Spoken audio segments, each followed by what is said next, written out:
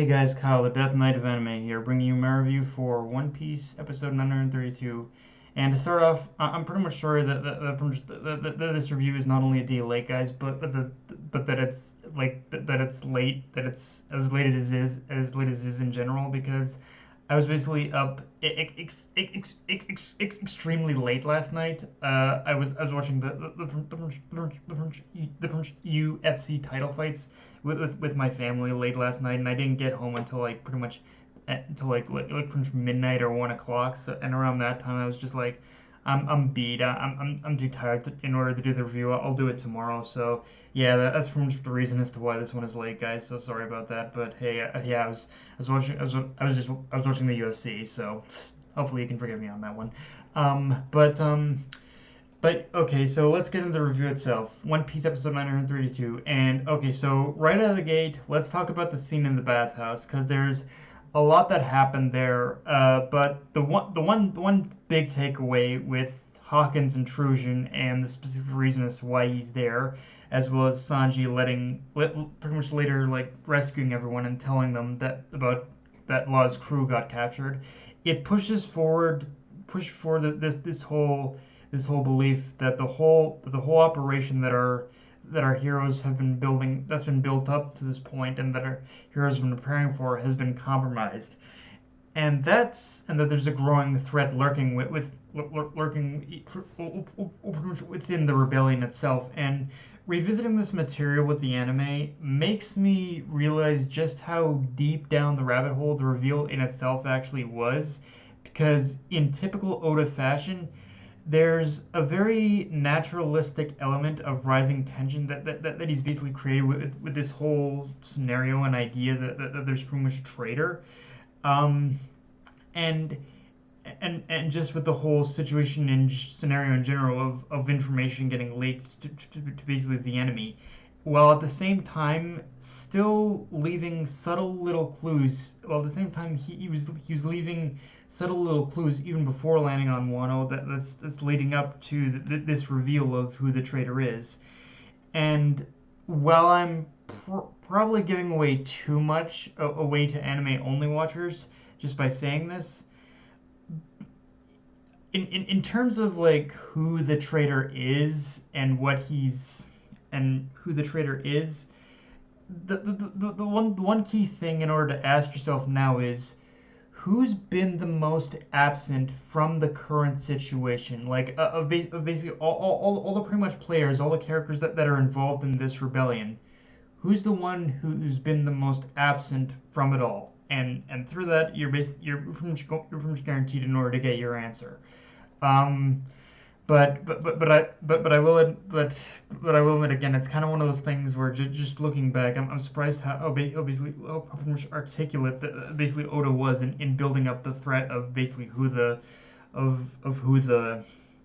of who the traitor is, and how, yeah, there are certain ticks and things about this arc looking back that make me say it was so obvious. I can't believe I didn't see it beforehand.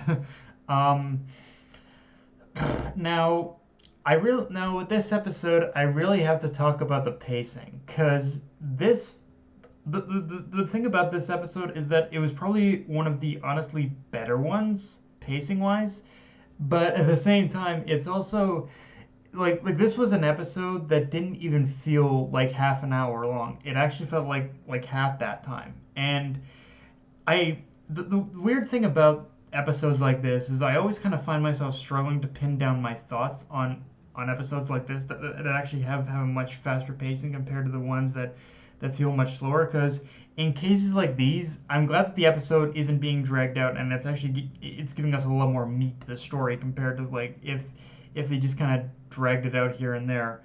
But at the same time, it felt like it's one of those episodes where I felt like I needed to pause and rewind at times, like from just so that there wasn't a detail I missed. Like it's kind of like, again, it's one of those episodes where I really appreciate the fact that it wasn't beating around the bush in any which way, but at the same time it's like, okay, slow down. Like I've when it comes to One Piece anime, I've really realized over the years that there is kind of a delicate balance that really hasn't been that I again, well, pretty much because it is a long-running shonen, still an ongoing long-running shonen. There is a certain balance that they haven't been able to. There's a certain balance I feel that the anime hasn't fully been able to capture between like the perfect paced episode. Like it's always been either slow or fast like this, and I feel that that's something that's been lost. But it's something that I can't be too mad at either because it's something that's just kind of out of the hands of Toei, I think. But as it stands, like I'm just really glad that the episode is was as good as it is, and even if there were times I needed to just kind of pause and rewind just so there wasn't something I missed, like it literally went that fast for me. Um, and okay, so yeah, I think after this episode, I think we need to have a conversation about Sanji. And this was something I was kind of saving for the right time in the manga because it felt like Oda was once again like building up to something, to basically that kind of similar situation in there as well. Um, but I may as well talk about it here, which is that there's been a consistent and very particular theme and pattern going on with Sanji right now that has definitely caused more than a little anger among the fan base, which is in some ways emphasized with Sanji's little bathhouse flop in this episode. And while I hesitate to on the bandwagon of people who say that Oda outright hates Sanji, as I think his character arc in Whole Cake Island does in some ways disprove that, I do kind of still believe that post time skip, Oda's biggest problem is he's having trouble just writing from just the bare bones, very naturalistic interactions that Sanji has with other characters, because that's that like post time skip that definitely feels where Sanji appears the most one note is when it comes to these just very naturalistic, very just very simple conversations and interactions with people. That's definitely where Sanji has felt the most, where I think Sanji's character has flopped the most. But in terms of like the actual development itself, I can't necessarily say so much. Um, but yeah, it definitely feels like the one thing Oda has to nail, unfortunately, is just being better at just writing that is just like moving past the whole thing of him being a pervy guy, and just try to write a natural conversation. I think that's kind of where Sanji's kind of flopped a little. It's just he hasn't since post time skip, he hasn't really had a very like just simple conversation with too many people, honestly. Like it's just been kind of just the same old pervy, or we just get deep and philosophical with them. Those are the two notes we get with them. Just never the simple conversations anymore, which I think is the most thing that's lacking from the post time skip Sanji, I think. And the other reason as to why and and I think with Oda's part in this specifically, I think so with Oda, the other reason why I kind of hate to say that Oda outright hates Sanji right now too is that apparently Oda does have future character arcs already planned out for the Straw Hats, including Sanji. So I think with Oda, it really is a case where he's just picking and choosing the moments of when to give Sanji genuine moments, and the one thing I will offer too is that I like how even though Sanji hates his family, the pretty much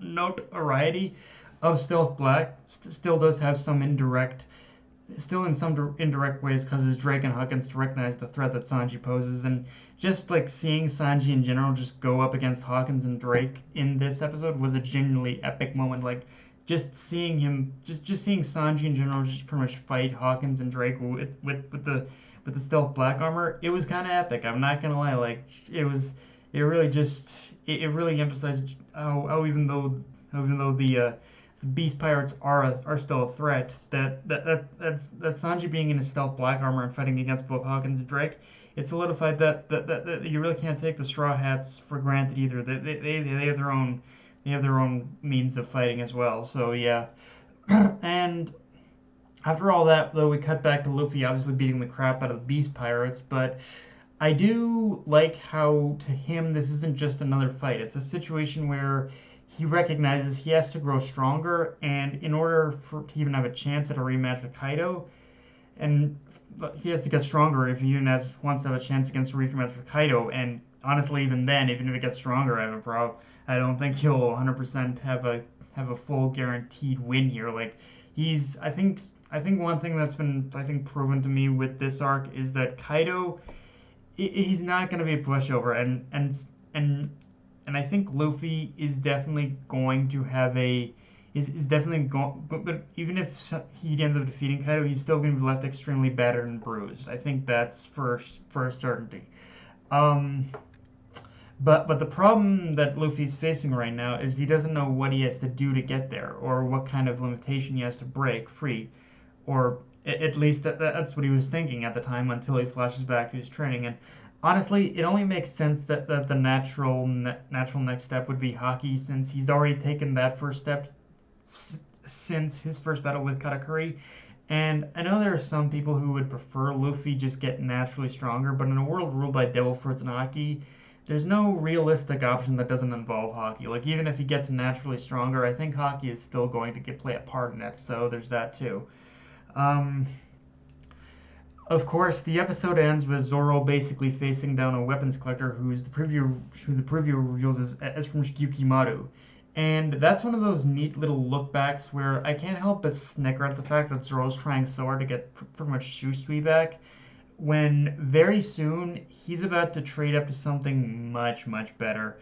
But at the same time, it does show just how much the people of Wano, like people want to, they pretty much revere the very legend of Shusui and Ryuma. Like it's more than just we like just in that small scene of Yukimaru and Zoro, we get the sense that it's more than just about the sword or the person. It's about the very history that comes with that legend. And in terms of Yukimaru himself, the French later reveal of his true nature and identity is close to some like Chopper levels of tragic in some way. And the reason he's even collecting weapons might seem sketchy right now, but at the same time, it all ties back together in the sense where he's in some way Yukimaru in some ways is very quickly going to turn into one of the greatest allies our heroes have in this arc. So there's that too. But yeah, guys, that's all I got for this review. If you enjoyed the video, like, comment, subscribe. Follow me on Twitter, Facebook, and Lister Control. Dead Night of Enemy, signing off. Later, guys.